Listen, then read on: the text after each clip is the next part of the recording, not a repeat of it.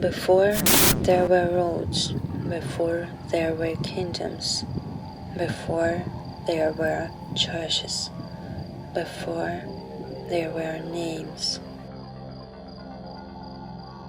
There was stone. It waited while mountains were born. It listened as rivers carved their own language through the earth. It knew the rhythm of rain long before human voices learned to sing. Everything I know is younger than these stones. They were once grains of sand, a shore, an ocean floor, a forgotten sea. Time pressed them together, fire transformed them, ice carried them, wind uncovered them. Millions of years contained within a single surface I can touch with my hand. I wonder, what does stone remember? Human beings arrived much later. The first people reached Ireland around 8,000 years before Christ. Thousands of years passed. Then they began to build, not castles, no cities, stone upon stone. Around 5,000 years ago, communities across this island raised monuments whose meanings still escape us. At Carrowmore, here in County Sligo, the stones still stand. Archaeologists tell us many were places connected with the dead.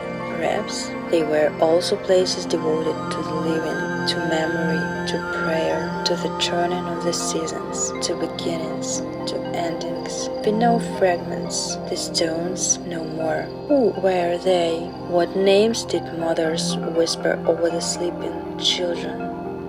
Who laughed here? Who mourned here? Who stood where I stand now, looking toward the same mountain, watching the same cloud drift across the same sky? Their footsteps have disappeared, even their names have become dust. And yet the stones remain, the stones remember, even the light remembers. Morning light does not fall here by accident, it sleeps between the rocks, rests upon ancient walls, as though it has traveled this path for thousands of years. Perhaps it has. Centuries passed. The old way slowly gave way to new ones. Christian bells echoed across these valleys.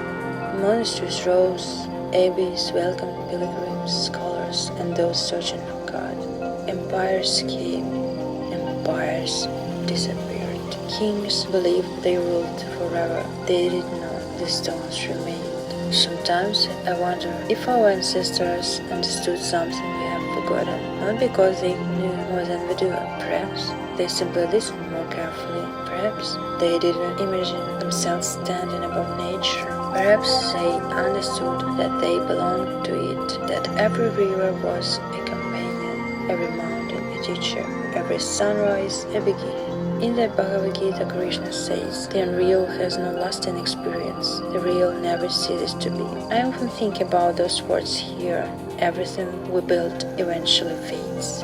Everything we possess will belong to someone else. Everything we defend will one day become history. But something remains, something deeper than memory, something quieter than thought. Perhaps that is what the stones always guarded. In Hindu tradition, there is the idea of Kali Yuga, an age when noise grows louder than wisdom, when appearance becomes more valuable than truth, when speed replaces presence. Perhaps every civilization believes itself to be the center of history. Perhaps every civilization eventually discovers that it was only passing through.